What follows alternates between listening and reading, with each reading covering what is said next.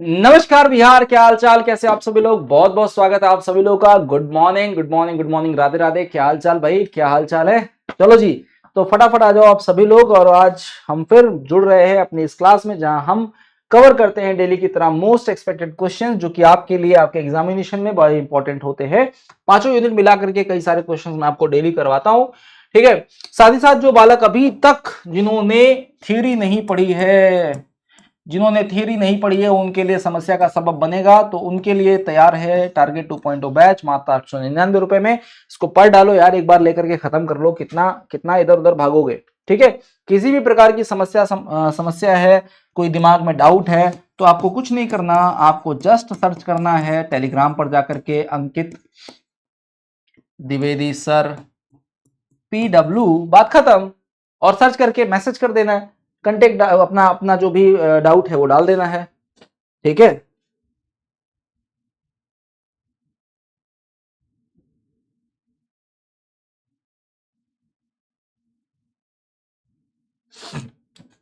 ठीक, चलो तो शुरू करते हैं आज का अपना सेशन थोड़ा सा रैपिड फायर में रखेंगे, क्योंकि अब थोड़ा सा स्पीड अप करेंगे, ठीक है। चलो भाई, ये रखते हैं आज के क्वेश्चन। चलो, पहला प्रश्न आप सभी लोगों के लिए। यहां पर मैं आपको एक एक मिनट का टाइम दूंगा, मैं टाइमर लगा रहा हूं, ठीक है। पोल अभी थोड़ा सा वर्किंग में नहीं है इस समय, पोल गया है मामा के घर। तो यहां पर मैं आपको एक एक मिनट का टाइमर दूंगा, और टाइमर के साथ ही साथ आपका जो आंसर होगा वो आना चाहिए। क्वेश्चन कह रहा है कि क्वेश्चन कह रहा है कि when a cracker attempt to misuse और steal data from system, it is called. जब कोई भी क्रैकर का मतलब होता है जैसे कोई होते नहीं, जैसे आपके फोन को हैक कर लेते हैं या आपके कंप्यूटर को हैक कर लेते हैं। तो ऐसे व्यक्ति जब कभी आपके फोन का डाटा चोरी करने की कोशिश करते हैं या आपका फोन हैक करने की कोशिश करते हैं, ऐसे में क्या इस प्रयास को हम क्या बोलते हैं, बताओ। निरीक्षण, प्रक्षेप, अनुदेश या अतिक्रमण, बताओ। देखो भैया, आपको निरीक्षण तो नहीं बोलेंगे, है ना। हम निरीक्षण तो उसको नहीं बोलेंगे, क्योंकि आप हमारे डाटा का दुरुपयोग या चोरी करने का प्रयास कर रहे हो। तो निरीक्षण तो किसी भी प्रकार से नहीं हो। इंस्पेक्शन थोड़ी कर रहे हो आप, तो भैया चोरी कर रहे हो। इंस्पेक्शन का मतलब होता है कि जब हम किसी डाटा को क्या करते हैं, जब हम किसी डाटा को इंस्पेक्ट करते हैं या हम किसी चीज को इंस्पेक्ट करने की कोशिश करते हैं, ठीक है। तो ये क्या होता है, ठीक है, ठीक है। आपका क्या हो जाएगा, अतिक्रमण हो जाएगा। आंसर क्या हो जाएगा बाबू, अतिक्रमण हो जाएगा। अगला सवाल कहता है कि which operating system is developed by Google for mobile phone. बहुत सरल सवाल है। Opera, Apple, Android, Google phone. क्या कह रहा है कि मोबाइल फोन के लिए गूगल द्वारा विकसित किया गया ऑपरेटिंग सिस्टम कौन सा है। ओपेरा, एप्पल, एंड्रॉइड या फिर गूगल फोन, बताइए।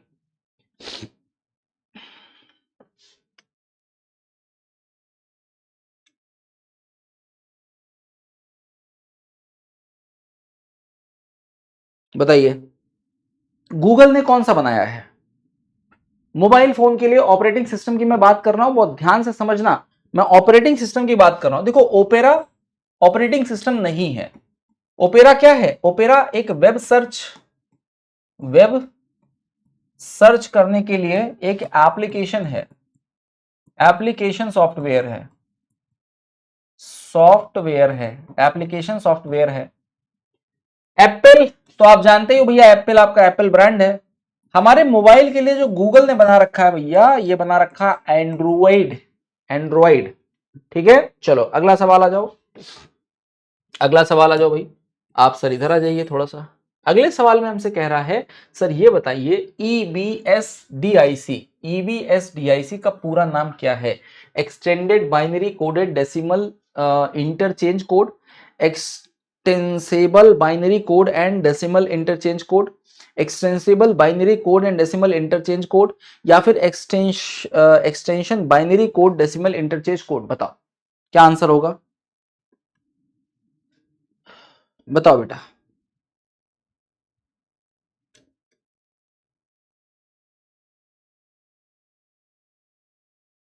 ये 8 बिट का होता है, ठीक है, 8 bit character encoding used primary on IBM mainframe and mid range computer operating systems में इसको पाया जाता है। अगर हम बात करें EBS DIC की, तो ये होता है आपका extended binary coded decimal interchange code, 8 bit का होता है ये, ठीक है।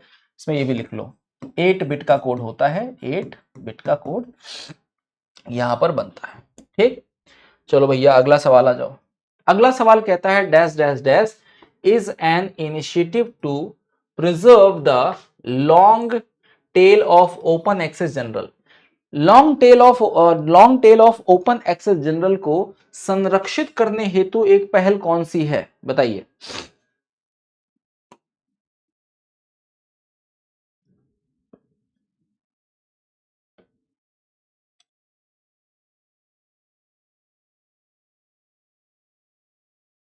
बताइए बेटा। Is an initiative to preserve the long tail of open access journal, Jasper, Casper, Disper या फिर मैस्पर, बताइए क्या होगा।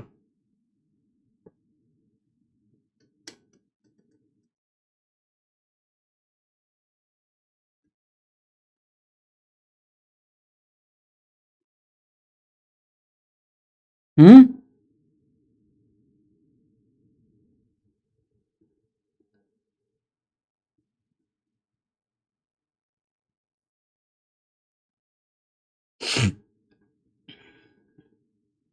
जैस्पर ये एक प्रोजेक्ट है बेटा, एक प्रोजेक्ट है।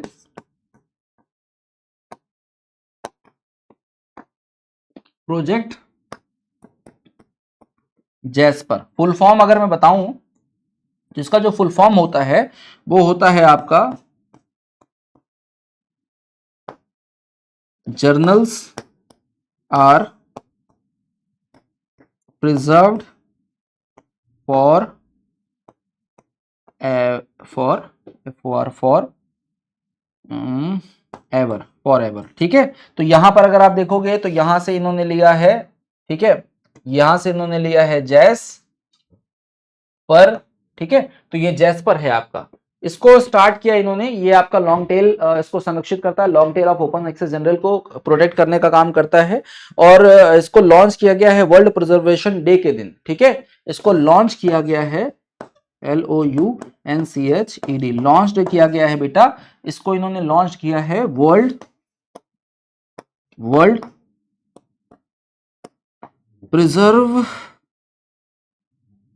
प्रिजर्वेशन डे, ठीक है, 2020 को इसको इन्होंने किया है, ठीक है, लॉन्च किया है। तो ये भी ध्यान रखिएगा, आपका आंसर हो जाएगा जैस्पर, और प्रोजेक्ट जैस्पर है ये, ठीक है। चलो अगला सवाल आ जाओ।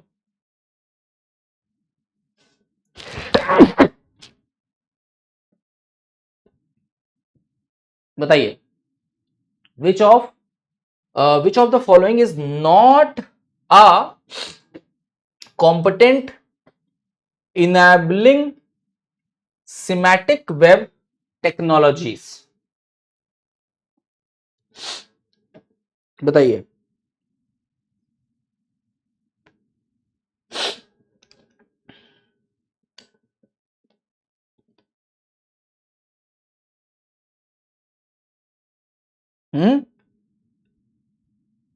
बताओ बेटा।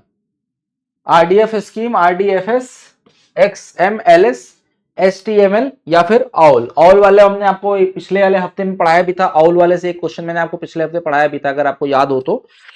पिछले हफ्ते मैंने आपको एक क्वेश्चन पढ़ाया भी था। क्या हो जाएगा, कह रहा है कि आपका ये जो है सिमेटिक वेब प्रौद्योगिकी में सक्षम करने वाले घटक नहीं है, तो नहीं है का पूछ रहा है। RDF स्कीमा बिल्कुल सही है, XML स्कीमा बिल्कुल सही है, ठीक है। और वेब ऑन्टोलॉजी लैंग्वेज ये भी बिल्कुल सही, जिसको हम आउल बोलते हैं, बट ये बिल्कुल गलत आंसर है, और हमसे गलत वाला ही पूछ रहा है, नॉट वाला ही पूछ रहा है। तो हमारे लिए सही आंसर है, क्योंकि हमसे भैया सही पूछ रहा है कि नॉट वाला कौन है सर वो बता दो, बाकी कोई दिक्कत वाली बात नहीं है। चलो अगला सवाल आ जाओ। Next question is which one of the following pair is not correct perfectly match, निम्नलिखित में से कौन सा युग्म सही सुमेलित नहीं है? बताइए किसका मैच गड़बड़ है? हम्म,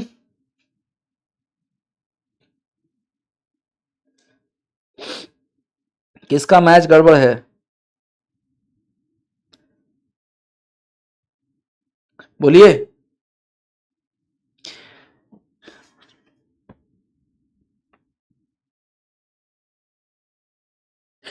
हम्म,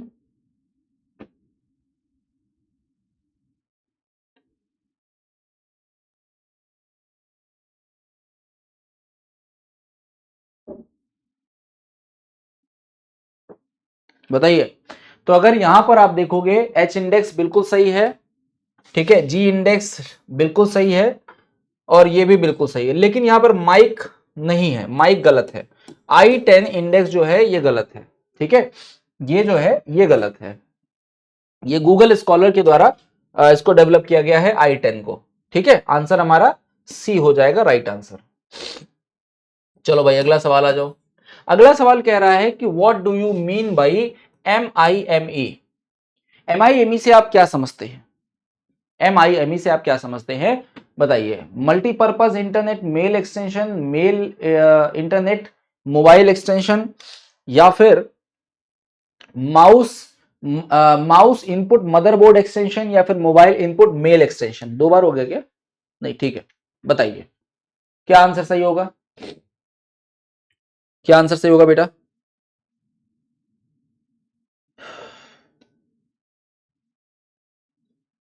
हम्म, क्या आंसर सही होगा? MIME, बताइए। बहुउद्देशीय मल्टीपर्पज इंटरनेट मेल एक्सटेंशन क्या होगा जी? Multipurpose internet mail extension. देखो भाई सीधी सी बात है, क्या कह रहा है सर? MIME है। MIME का मतलब होता है मल्टीपर्पज इंटरनेट मेल एक्सटेंशन, और यही बिल्कुल सही उत्तर है। इसमें कहीं कोई दो दिमाग लगाना ही नहीं है, कहीं कोई दो राय रखनी ही नहीं है, सिंपल आंसर बता करके आगे बढ़ जाना है। आज हम आपको ज्यादातर क्वेश्चन जो कराएंगे यूनिट 5 से कराएंगे, क्योंकि यूनिट 5 से क्वेश्चन आते तो हैं, सरल भी होते हैं, लेकिन हमसे गलत हो जाते हैं क्योंकि हमारी प्रैक्टिस नहीं होती ज्यादा, ठीक है। और यूनिट 5 की अगर हम प्रैक्टिस ज्यादा नहीं करेंगे तो यूनिट 5 कहीं ना कहीं हमको आगे चल करके हार्मफुल स्थिति में छोड़ देगा ले जा करके, है ना, और वो स्थिति में पैदा नहीं होने देना चाहता। वाई मैक्स के लिए निम्नलिखित में से कौन सा IEEE मानक है? बताइए।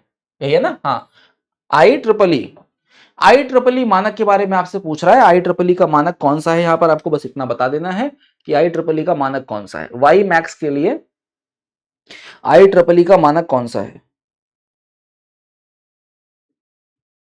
वाई मैक्स, वाई मैक्स, ये वाई मैक्स। वाई मैक्स का फुल फॉर्म पता है किसी को? World wide interoperable interoperability for microwave access, ठीक है। और इसका अगर आप मानक पूछोगे IEEE यानी कि IEEE, तो यहां पे जो मानक होता है 802 है, 802.3111516। तो 802.16 के साथ जाना, 15 के साथ कभी मत जाना, ठीक है, 15 के साथ कभी मत जाना। IEEE 802.16 ऐसे याद कर लो, 8 दूनी 16, बस, ठीक, काम खत्म। अगला सवाल आ जाओ जी। अगला सवाल कह रहा है sir, a client server based hypertext and multimedia information system on the internet is called? बताइए।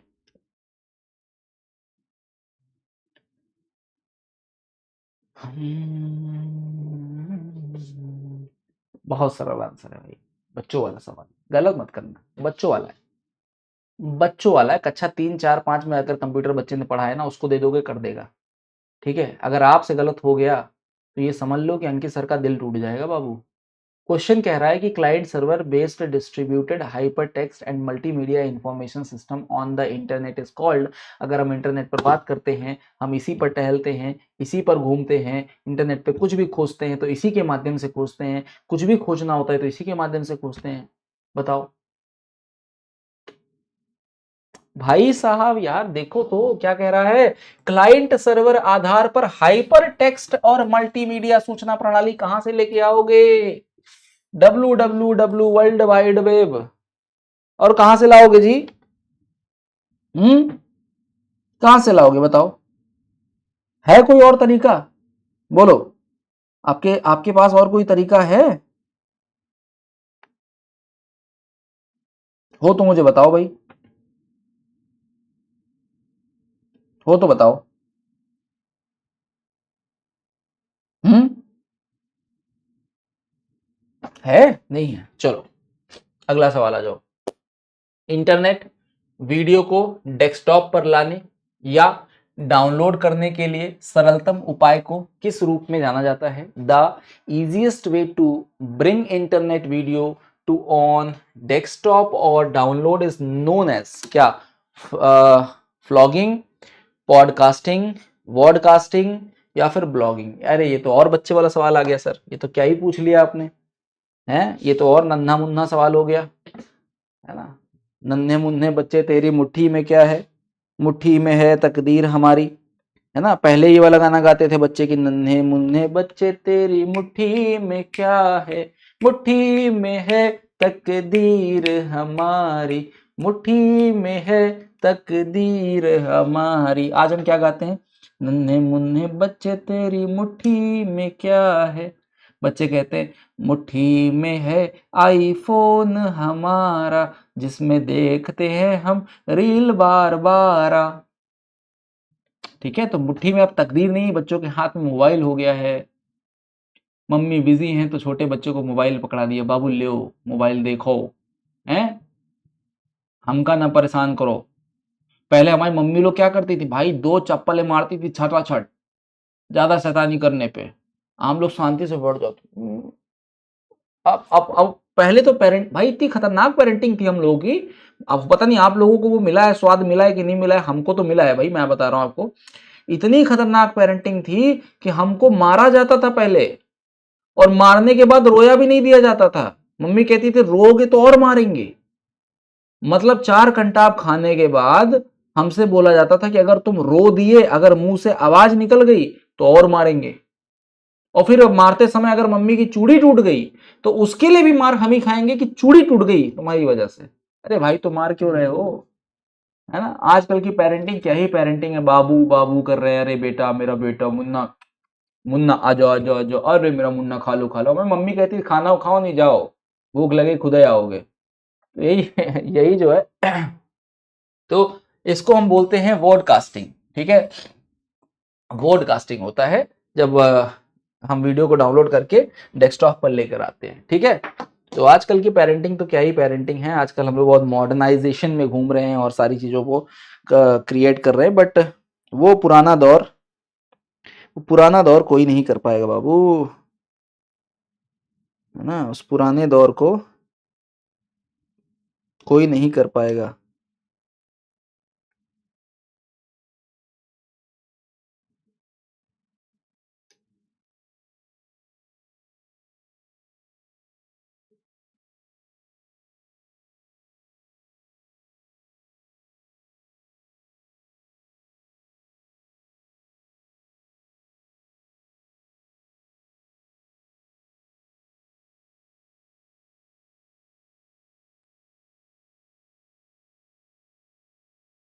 बोलो बेटा, क्या कह रहा है? हाइपर टेक्स्ट किसके द्वारा बनाया गया?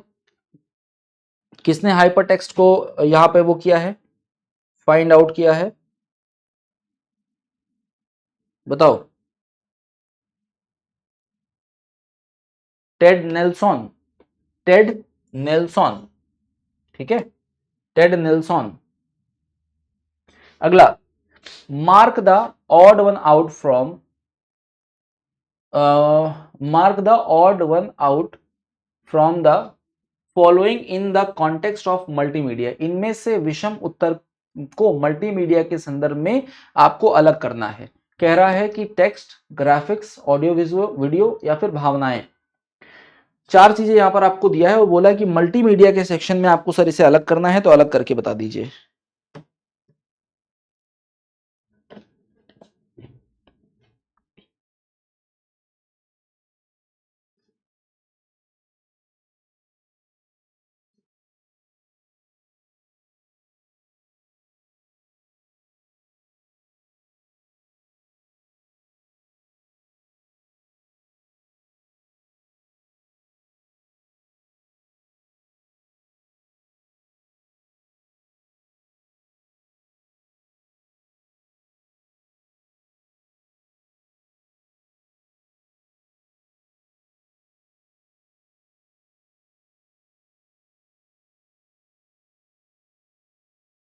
ठीक है, बताइए।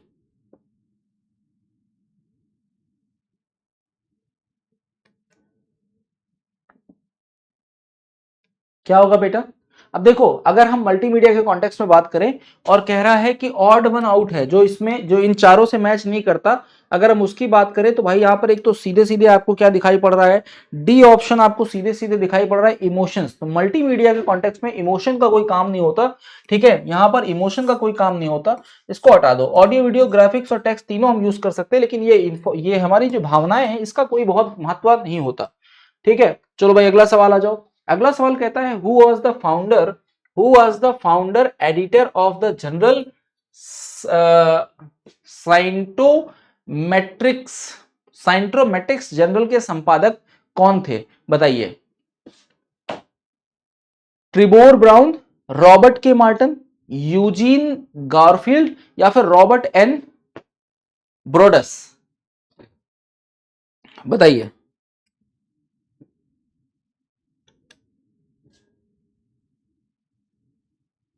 बताइए।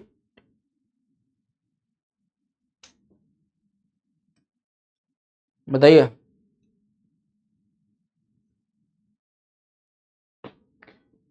क्या है जी? साइंट्रोमेट्रिक्स की बात करें तो सबसे पहले यही इन्हीं का नाम हमको दिखाई पड़ता है, टिबोर। चलो अगला सवाल आ जाओ बेटा। अगला सवाल कह रहा है सर कौन सा युग्म सही नहीं है, ये बहुत ध्यान से देखना। कह रहा है आप बताओ, बिब एक्सेल, ओली परसोन, ठीक है, आर आर रोस, ये हमको लग रहा है यहां पे बीच में वो है, ठीक है, हाँ बीच में ये है ना, इहिका, आर रोस इहिका, S P S S Norman H9 और स्प्रेडशीट थॉमस वेबर।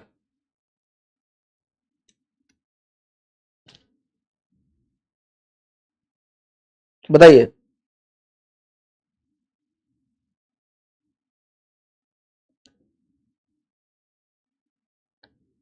बताओ बेटा।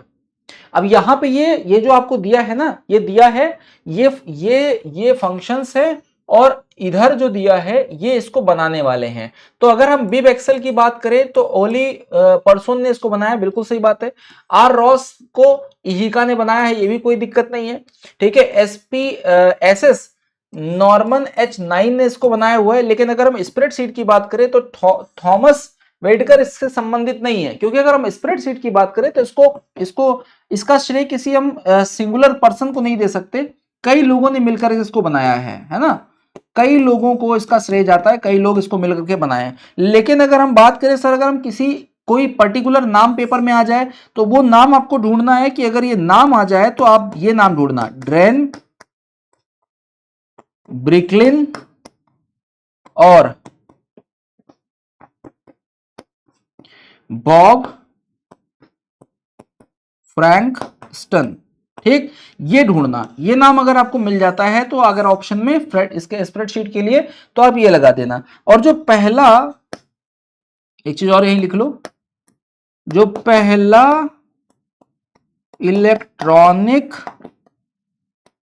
स्प्रेडशीट है प्रोग्राम, ठीक, वो बनाया है विसी विसी कैलेक ने बनाया, ठीक है। तो ये नोट कर लेना। चलो अगला सवाल आ जाओ। अगला सवाल कहता है सर ये बताइए कि विच लाइब्रेरी लॉन्च द पर prepub book link PPBL system, पुस्तकालय में प्रीपब बुक लिंक प्रणाली किसने शुरू की है? बताइए। Prepub book link, Library of Congress, British Library, National Library of India या फिर बिब्लियोटेक नेशनल डी फ्रांस?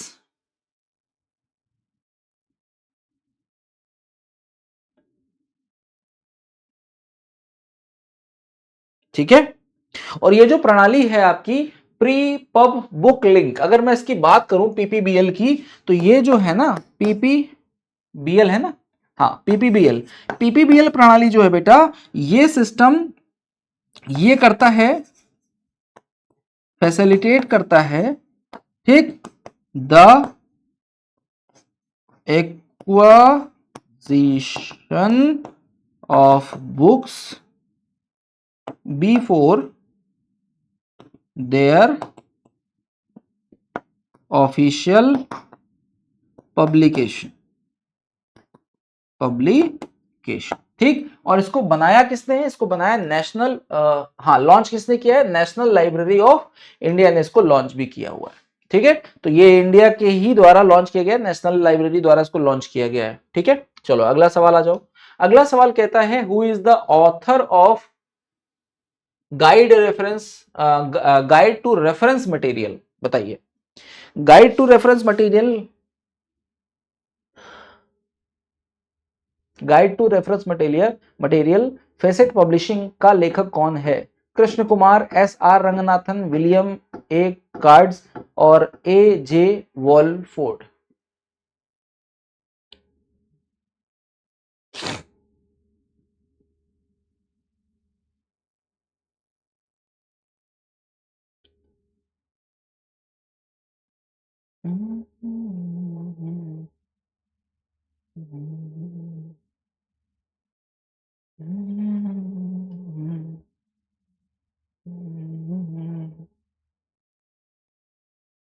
बताएं, आंसर हो जाएगा बेटा एजे वॉलफोर्ड, एजे वॉलफोर्ड, एजे वॉलफोर्ड, ठीक है।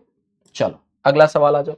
अगला सवाल कहता है, पोल लगा दे रहा हूं, अगला सवाल कहता है who among the following were associated with the development of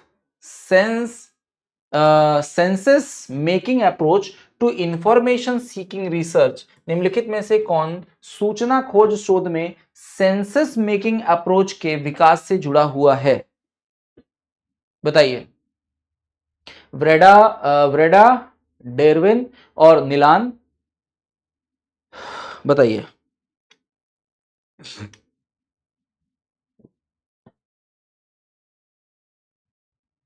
sense making approach to information seeking research के लिए इसको यूज किया जाता है और इसका जो अप्रोच है वो फोकस करता है how people construct meaning from information in their daily lifes, है ना। आप अपने जीवन में, निजी जीवन में किस प्रकार से अपनी सूचनाओं को खोजते हैं और क्या अप्रोच रखते हैं, उससे जुड़ी बातों को सेंसस मेकिंग अप्रोच यहां पर बात करता है कि किस प्रकार के अप्रोच यहां पर लोग रख रहे हैं और कैसे किन चीजों को खोज रहे हैं, ठीक है।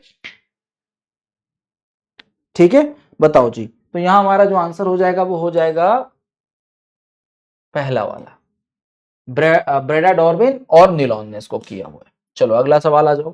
अगला सवाल क्या कह रहा है सर? अगला सवाल कह रहा है कि सर ये बताइए कि इलेक्ट्रॉनिक रिसोर्सेज इन मेडिसिन, जिसको हम बोलते हैं NMLE RMED, India consortium dash की पहल है? बताइए। World health organisation, national medical library new Delhi, national documentation centre of national institute of health and family welfare, directorate general of health service, ministry of health and family welfare, government of India.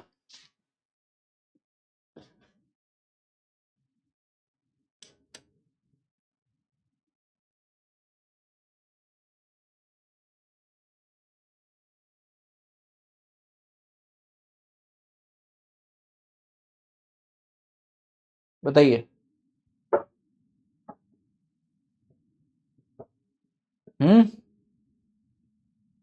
क्या होगा? तो भैया NMLERMED India, इसको किया है बेटा national medical library नई दिल्ली ने, ठीक है। इसको सही कर लेना, नेशनल लाइब्रेरी, ठीक। चलो अगला सवाल आ जाओ। अगला सवाल आ जाओ। अगला सवाल क्या कहता है? Who coined the phrase the best reading for the largest number at the least cost? उत्तम पुस्तकें, अच्छी किताबें अधिकतम पाठकों के लिए, ज्यादातर लोगों के लिए कम कीमतों पर, ये बात किसने बोली कि कोई एक ऐसी व्यवस्था बनाइए जहां पर बेस्ट बुक हो, बेस्ट रीडिंग हो, ठीक है, largest number of the reader हो, है ना, लेकिन पैसा कम लगे, एकदम लो कॉस्ट में हो जाए ताकि सभी को ये चीजें मिल पाए, किसी के लिए कोई दिक्कत वाली बात ना आए, है ना, सभी के लिए आसानी से वो चीज उपलब्ध हो पाए। बताइए किसने बोला है ये? तो एक ही आदमी है। अगर यहां पर आप नाम देख रहे हो तो तो आपको दो नाम बहुत फेमस दिखाई पड़ रहे हैं, दो क्या चारों नाम बहुत फेमस हैं, लेकिन अगर हम यहां पर, ठीक है, अगर हम यहां पर बात कर रहे हैं अपने इस सिस्टम पर, तो उत्तम पुस्तकें अधिकतम पाठकों के लिए कम कीमतों पर वाक्यांश को किसने बनाया है, बताइए जरा। किसने बनाया है? तो सर मेलविल डीवी साहब की ये बात थी। और मेलविल डीवी साहब की अगर हम बात करें तो ये विश्व में पुस्तकालय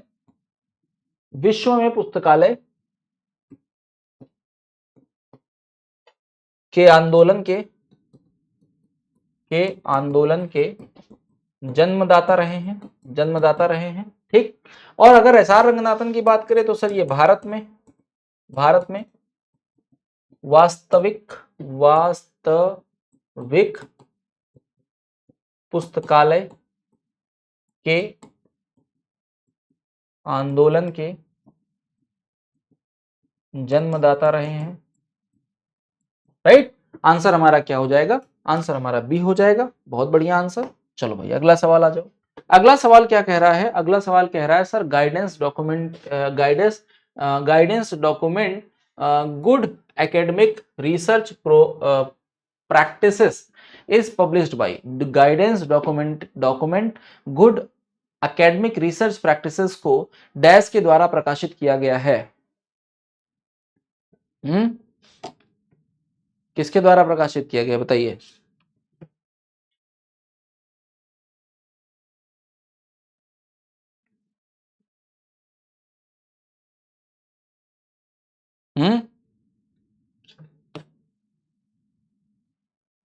बताइए कौन इसको पब्लिश करेगा? कौन इसको पब्लिश करेगा?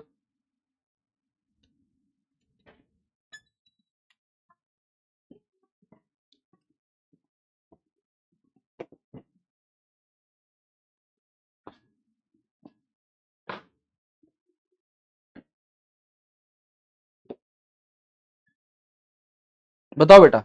तो ये आपका अगर नाम देखो यहां पर, तो यूनिवर्सिटी ग्रांट कमीशन यानी कि यूजीसी, है ना? हाँ यूजीसी हो जाएगा आपका, ठीक है। यूजीसी की अगर हम बात करें भैया, तो यूनिवर्सिटी ग्रांट कमीशन, इसका उद्देश्य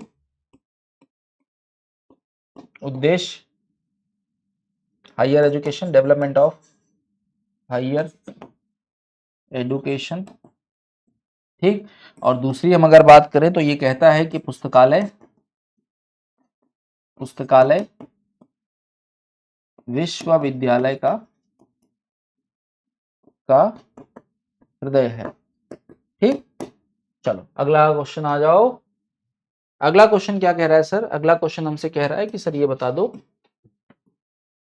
दो कि which of the following is not a primary source of information. निम्नलिखित में से प्राथमिक सोर्स नहीं है। अब देखो मैंने आपको कई तरीके बताए हुए प्राइमरी सोर्स के, और ये क्वेश्चन बच्चों वाला सवाल आपके लिए बन चुका है। अब अगर हम प्राइमरी सोर्स की बात कर रहे हैं तो यहां पर आपको बहुत ध्यान से ये चीज देखनी होगी कि जैसे ही सर प्राइमरी सोर्स की बात करते हैं तो भैया हमने आपको बताया था कि कहीं आपको रिसर्च दिख जाए, कहीं आपको रिपोर्ट दिख जाए, कहीं आपको पेटेंट दिख जाए, कहीं आपको स्टैंडर्ड दिख जाए, ठीक है ना? और क्या बताया था बताओ? और क्या बताया था?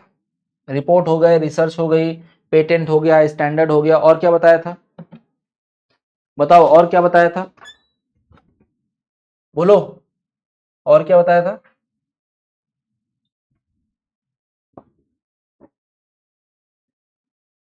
बताओ बेटा और क्या क्या बताया था? है तो यहाँ पे ये सारी चीजें ध्यान में रखो, है ना? आंसर क्या होगा भाई? साफ साफ आंसर दूर से दिखाई पड़ रहा है, डायरेक्टरी, ठीक है। डायरेक्टरी, निर्देशिका, डिक्शनरी, डायरेक्टरी हो गया आपका, एब्स्ट्रैक्ट हो गया, इंडेक्सिंग हो गया, ये सारी चीजें आपकी कभी भी प्राइमरी में नहीं आएंगी, ठीक है। चलो अगला सवाल आ जाओ। अगला सवाल कह रहा है sir which one of the following is not the unpublished source of information. कौन सा पब्लिश नहीं होता है, अप्रकाशित स्रोत नहीं है, बताइए। सूचना का अप्रकाशित स्रोत नहीं है। हाँ, नॉट पूछ रहा है ना, बताइए।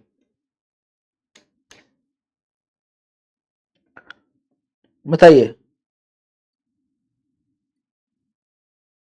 शोध प्रबंधन, डायरिया, पत्र, अभिनंदन ग्रंथ। अब देखो, बहुत अगर आप इसको नहीं भी जानते हो तो अगर आपने लॉजिक लगा लिया, लॉजिक कैसे लगाओगे सर?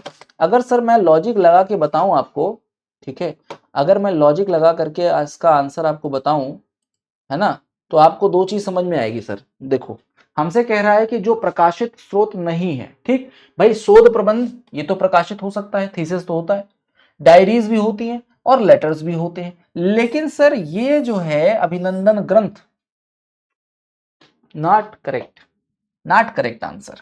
चलो अगला सवाल आ जाओ भाई। अगला सवाल कह रहा है कि which of the following is not a non documentary source of information, निम्नलिखित में से कौन सा सूचना का अप्रालेखीय स्रोत नहीं है?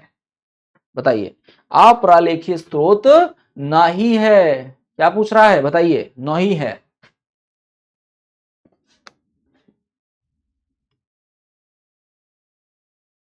कौन सा नहीं है?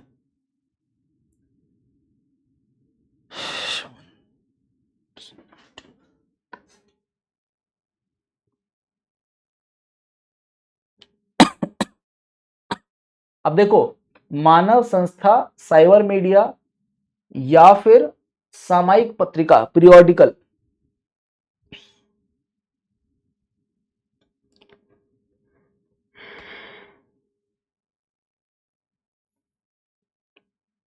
बताओ क्या आंसर होगा? आंसर हो जाएगा पीरियोडिकल। क्या आंसर हो जाएगा? पीरियोडिकल, है ना बाबू, पीरियोडिकल आंसर हो जाएगा, पीरियोडिकल। ठीक है, चलो अगला सवाल आ जाओ। Copy left concept is applicable in which type of resource?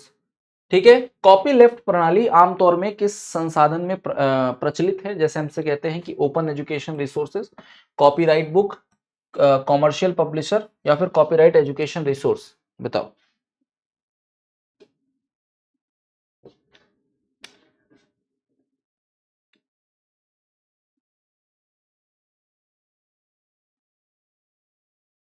बताओ, अगर हम कॉपी लेफ्ट कॉन्सेप्ट की आपको बात बताएं तो ये मेथड है making a work free and require all modified and extension versions of the work to be free as well. ठीक है, इसको फ्री करने की बात बोली गई है। यहां पर हम काम को बहुत बर्डनाइज नहीं करने की बात बोलते हैं, यहां पर काम को हम बहुत हार्टिक करने की बात नहीं बोलते, इसीलिए यहां पर बोला गया है कॉपी लेफ्ट। और कॉपी लेफ्ट कॉन्सेप्ट जब आप देखोगे तो ये जो है आपका ओपन एजुकेशन रिसोर्स है, ओपन एजुकेशनल रिसोर्सेज में ये आता है, आपका आंसर ए हो जाएगा। बहुत बढ़िया आंसर आप लोग कर रहे हैं। चलो भैया अगला आंसर देखो। अगला आंसर कहता है which type of source World of Learning is? World of Learning किस प्रकार का स्रोत है? Bibliographic of periodical, trade bibliography, bibliographical source, या फिर डायरेक्टरी? बताओ। पत्रिकाओं की ग्रंथ सूची, व्यापार ग्रंथ सूची, जीवन संबंधी स्रोत, directory. World of learning, word of learning. हले हले सजना धीरे धीरे बालमा, हो हो। बताइए, वर्ल्ड ऑफ लर्निंग। जरा हौले हौले चलो सजना, हम भी पीछे हैं तुम्हारे। सब लोग एक व्यक्ति आंसर करे, उसके पीछे दौड़ते लग जाओ, सब के सब लग जाओ दौड़ते दौड़ते, है ना, कि मैं भी यही करूंगा, मैं भी यही करूंगा, मैं भी यही करूंगा, है ना। आंसर क्या होगा जी? डायरेक्टरी। आंसर क्या होगा? डायरेक्टरी। चलो भैया अगला आंसर आ जाओ। To find out the etymology of a word the correct reference sources, किसी शब्द की व्युत्पत्ति ज्ञात करने के लिए सही संदर्भ स्रोत है a dictionary, an encyclopedia, a glossary, a year book. क्या कह रहा है? कह रहा है कि फाइंड आउट करना है आपको, किसी शब्द की व्युत्पत्ति पता करनी है। तो भैया व्युत्पत्ति पता करने कहां जाओगे? इंसाइक्लोपीडिया में जाओगे? हैं? कि ग्लॉसरी में जाओगे या फिर ईयर बुक में जाओगे? भाई कोई शब्द कहां से आया है, कैसे आया है, उसकी मीनिंग क्या है, उसका सिनोनिम क्या है, उसका एंटोनिम क्या है ना। मान लो मैं खोज रहा हूं हार्ट, अब मुझे इसकी मीनिंग नहीं पता चल रही तो मैं कहां जाऊंगा? मैं जाऊंगा डिक्शनरी उठाऊंगा और डिक्शनरी में देखूंगा, एच वाले सेक्शन में जाऊंगा, फिर एच ई वाले सेक्शन में जाऊंगा और मुझे मिलेगा हार्ट। वहां पे लिखा होगा हार्ट का मतलब होता है हृदय, हृदय, दिल, और जो भी मीनिंग होगी वो लिखी होगी। फिर नीचे लिखा होगा इसका जो उच्चारण है ना, ये नाउन है, प्रोनाउन है, वर्ब है, एडवर्ब है, ठीक है, जो भी है वो लिखा होगा। फिर लिखा होगा कि भैया ये शब्द बना कैसे, फिर ये लिखा होगा इसको एंटोनिम क्या होता है, इसका सिनोनिम क्या होता है, और इसका सेंटेंस क्या होता है। तो ये सारी चीजें हमको कहाँ मिलती हैं बेटा? डिक्शनरी में देखने को मिलती है। तो सच एस बहुत ही इजी क्वेश्चन पूछ लिया सर ने आपसे, ठीक है। चलो अगला सवाल करो, एक और सवाल बताओ। सवाल कहता है MESH is the name of medical library है, कंट्रोल वोकैबुलरी है, ऑनलाइन डेटाबेस है, या फिर CSIR यूनिट है? क्या है ये?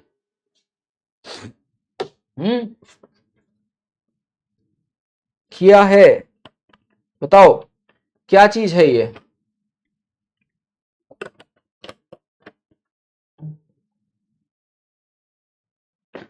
बोलो बेटा, क्या चीज है?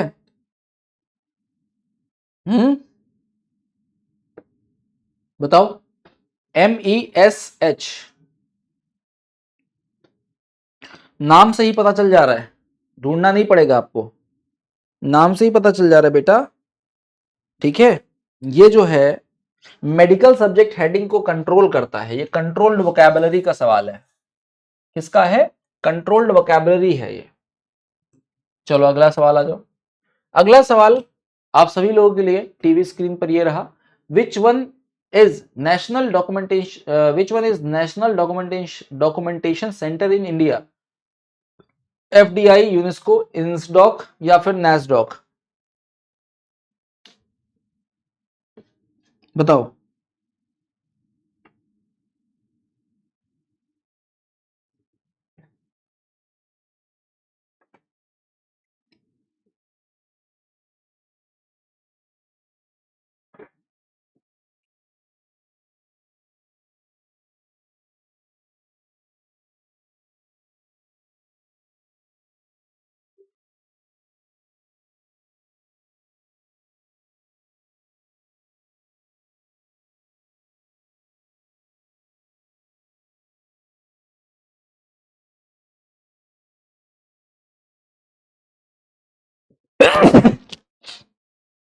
सॉरी,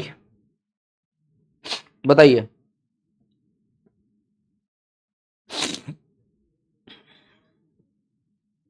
एक मिनट रुक जाना बेटा।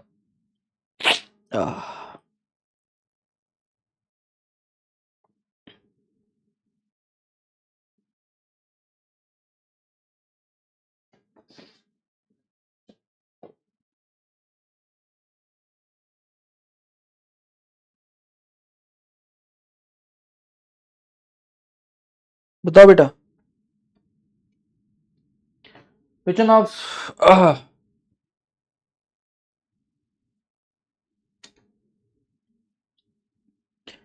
बताओ भाई। तो हमारे पास इंसडॉक है ना, इंसडॉक है ना, राष्ट्रीय दस्तावेजीकरण केंद्र इंसडॉक है ना। चलो अगला सवाल करो। अगला सवाल कहता है कि ये बताइए विच of the following has stopped publishing in the print form since 2012? अरे ये तो बच्चों वाला सवाल हो गया। Europa world year book, times of India dictionary, the new encyclopedia Britannica. अब देखो अगर हम इंसाइक्लोपीडिया ब्रिटानिका की बात करें तो भैया इसमें मैंने आपको बताया था माइक्रोपीडिया, मैक्रोपीडिया, और इसमें मैंने आपको बताया था प्रोपीडिया। प्रोपीडिया बताया था कि नहीं बताया था? ठीक है, आपको इनके पार्ट्स बताने हैं, ठीक है, इनके पार्ट्स आप कमेंट करके बताओ। और आंसर जो हो जाएगा ये हमारा जो है 2010 में, क्या बोला है इसने, 2000 हाँ 2010 में इसका लास्ट एडिशन पब्लिश हुआ था। 2010 में लास्ट एडिशन क्या हुआ था बेटा? पब्लिश हुआ था। और उसके बाद 2012 में इन्होंने बोला कि भैया अब हमको काम ही नहीं करना, अब हम पब्लिश नहीं करेंगे, प्रिंट नहीं देंगे, ऑनलाइन देंगे। ठीक है, प्रिंटेड फॉर्म में नहीं देंगे, ऑनलाइन करेंगे। तो आंसर बताया मैंने, आंसर हो जाएगा बेटा आपका, अरे छोटे हो जाए भाई, इतना बड़ा नहीं होना है, इधर आ जाओ। आंसर हमारा सी हो जाएगा, न्यू इंसाइक्लोपीडिया ब्रिटानिका। चलो अगला उत्तर बता दो भाई, अगला उत्तर बता दो। Generally the information source are divided mainly into following two categories. आमतौर पर सूचना स्रोतों का मुख्य रूप से दो भिन्न श्रेणियों में विभाजित किया जाता है। बताइए किन दो श्रेणियों में आप विभाजित करोगे?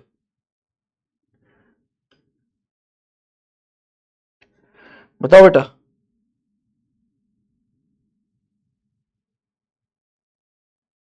किन दो श्रेणियों में विभाजित करोगे?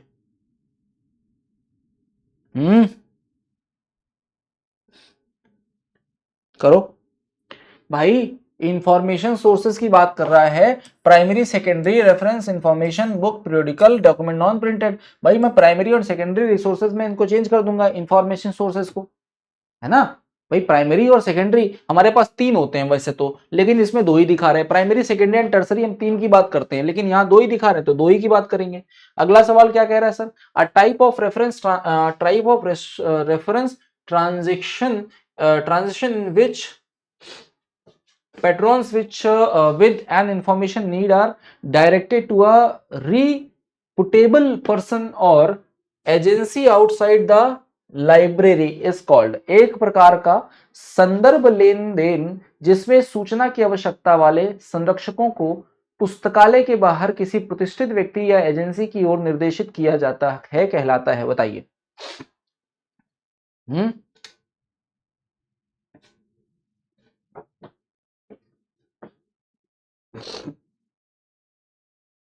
अब देखो, हम किसी को बाहर की तरफ भेज रहे हैं, क्या कर रहे हैं? लेन देन के लिए किसी को बाहर भेज रहे हैं, संरक्षकों को पुस्तकालय के बाहर भेज रहे हैं। और बाहर किसी एजेंसी के पास जब हम भेजते हैं बाबू, तो हमने आपको एक चीज सिखाई थी कि जब हम आपको कहीं बाहर भेजेंगे या जब आप किसी डॉक्टर को दिखाने जाते हो, डॉक्टर के पास वो दवा नहीं होती या वो उस फील्ड का एक्सपर्ट नहीं होता, तो वो आपसे कहता बेटा ऐसा है कि ये मैं देखता नहीं हूं, आप फला डॉक्टर को दिखा लीजिए, मैं उनको रेफर कर दे रहा हूं। मैं क्या कर दे रहा हूं? रेफर कर दे रहा हूं, रेफर कर दे रहा हूं, आप फला डॉक्टर से कंसल्ट कर लीजिए। तो जब हम किसी को रेफर करते हैं बाहर, संस्था के बाहर किसी प्रतिष्ठित व्यक्ति या एजेंसी की ओर भेजते हैं, तो ये हमारा रेफरल सर्विस होता है। बेटा सेस के बारे में आप सभी को पता है, करंट अवेयरनेस सर्विसेज के बारे में। यहां पर जो करंट के मुद्दे होते हैं, करंट की जानकारी होती है, जो हमारी वर्तमान या जो इस समय चल रहे उस पर मुद्दों पर जो जानकारी होती है, वो हमको कहां मिलती है? वो हमको मिलती है करंट अवेयरनेस सर्विसेज में।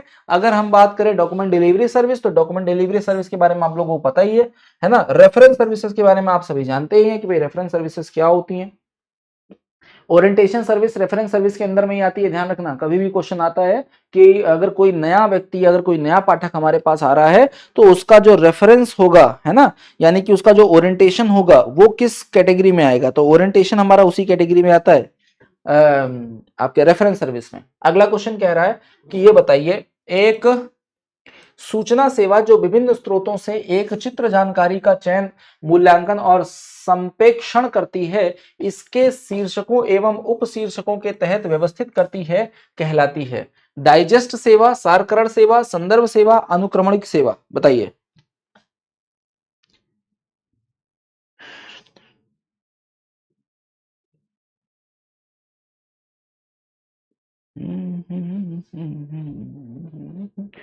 इसे शीर्षकों एवं उपशीर्षकों के तहत व्यवस्थित करती है, क्या कहलाती है? Digest service, abstracting service, reference service, indexing service. एक चित्र।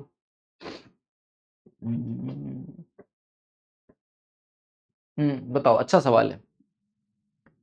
क्या बोलेंगे इस सर्विस को? बोलो बेटा।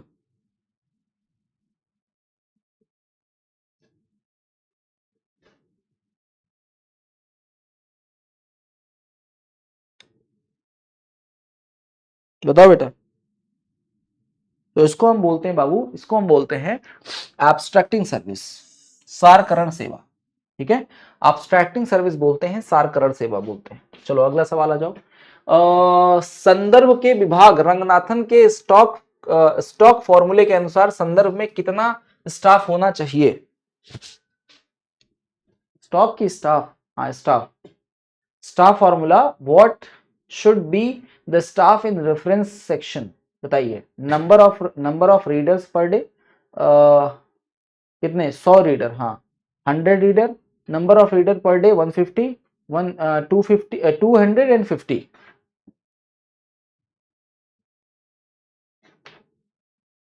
बताइए कितना होना चाहिए यहाँ पर स्टाफ, इनका इनका जो स्टाफ फॉर्मूला था उसके अकॉर्डिंग कितना यहाँ पर होना चाहिए स्टाफ हमारे पास।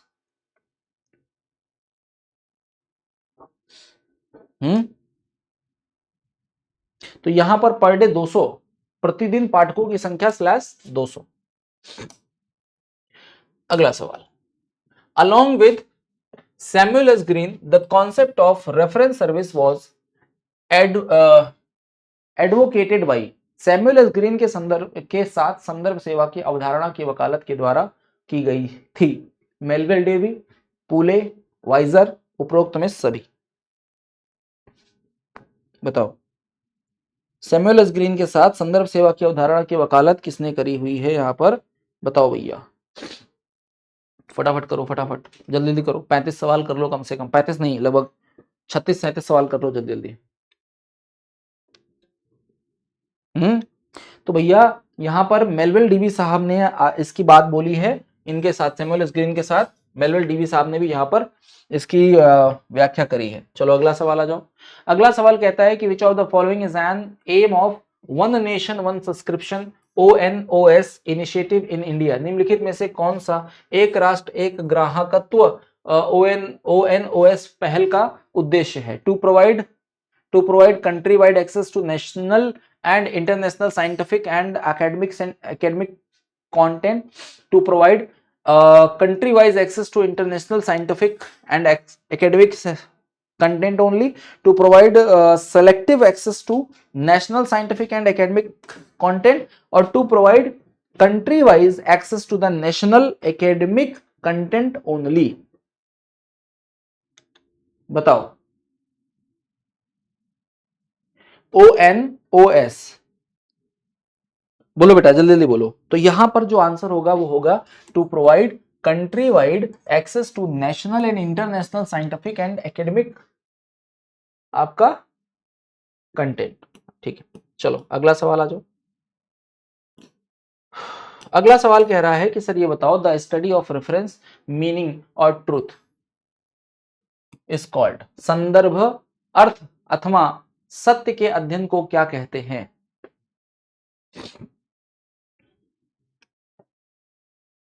बोलो क्या कहते हैं?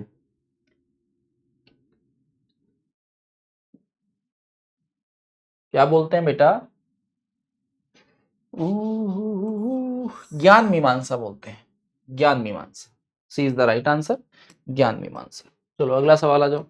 अगला सवाल कहता है the online version of MC Graw Hill encyclopedia of science and technology is, McGraw Hill encyclopedia of science and technology का ऑनलाइन संस्करण है, बताइए। MCGH online, science online, MC Graw Hill online, या फिर access science, access online, science नहीं access online,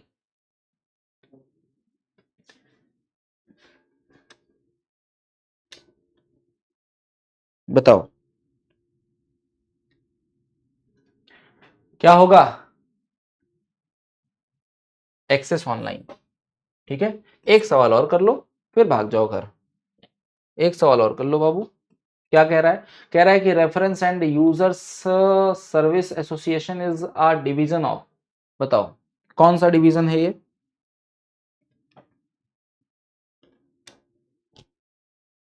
कौन सा division है? American library association, medical library association, society of American archives और अमेरिकन लाइब्रेरी एसोसिएशन। तो ये आपका बेटा हो जाएगा अमेरिकन लाइब्रेरी एसोसिएशन। ठीक है, B is the right answer, इसमें कोई दो नाराज नहीं है। ठीक है, चलो बाकी काफी क्वेश्चन मैंने आपके लिए यहाँ पे डाल के रखे हुए हैं, इसको जरा सा अटेम्प्ट करने की कोशिश करना, देखना कि आपसे क्वेश्चन हिल रहे हैं कि नहीं हिल रहे हैं। ठीक है, क्योंकि ऐसा नहीं है कि खाली बस करते चलना है ना, ये भी तो देखना है कि भैया हमसे क्वेश्चन हिल भी पा रहा है कि नहीं पा रहा है, कि हम बस खाली बस जो है घोड़ों की दौड़ में गधे भी दौड़े, है ना, वही करते चले जा रहे हैं, ऐसा नहीं करना है ना, कि घोड़ों की दौड़ में दौड़ रहे थे गधे, टुकड़ुक टुकड़ुक टुकड़ुक टुकड़ुक दौड़ रहे थे गधे, ऐसा नहीं करना है, ठीक है। आप अपने आप को भी चेक करते रहना है, टेलीग्राम पे जाकर के क्वेश्चंस को अटेम्प्ट करना है कि भाई हम कर पा रहे हैं नहीं कर पा रहे, हमसे हो पा रहा है नहीं हो पा रहा है, सारी चीजें आपको मैनेज खुद भी देखनी पड़ेंगी, ठीक है। चलो, तो आज के लिए इतना ही रखते हैं। बाकी जो भी बच्चे हमारे बिहार लाइब्रेरियन वाले हैं जिन्होंने अभी तक थ्योरी नहीं पढ़ी है, या किसी भी लाइब्रेरियन की आप तैयारी कर रहे हैं, चाहे वो केवीएस हो, एनवीएस हो, ईएमआरएस हो, ठीक है, अभी डीएसएसबी में भी आपकी वैकेंसीज आने वाली हैं अपकमिंग समय में, तो जो भी अगर आप तैयारी यहाँ पर कर रहे हो बेटा, आपके लिए ये एकदम बढ़िया, एकदम कंस्ट्रक्टेड बैच आपके लिए बनाया गया है, ठीक है, तो इसको आप ज्वाइन कर सकते हो। चलो, बाकी हम आपसे मिलेंगे शाम 8 बजे से 9 बजे के बीच में जीके और जीएस के साथ। Till then, tata bye bye, thank you so much, जय हिंद जय भारत। टेलीग्राम पे जुड़ने के लिए या तो आप इसे स्कैन कर लो, और नहीं स्कैन कर पाते हो तो आप सर्च कर लेना नाम के साथ मेरे, और मिल जाएगा आपको अंकित द्विवेदी सर पीडब्ल्यू, ठीक है, अंकित द्विवेदी सर पीडब्ल्यू, ठीक है। चलो, तो thank you so much for joining the session. हम आपसे मिलेंगे फिर शाम को, तब तक के लिए bye bye, tata, good night, सबा खैर,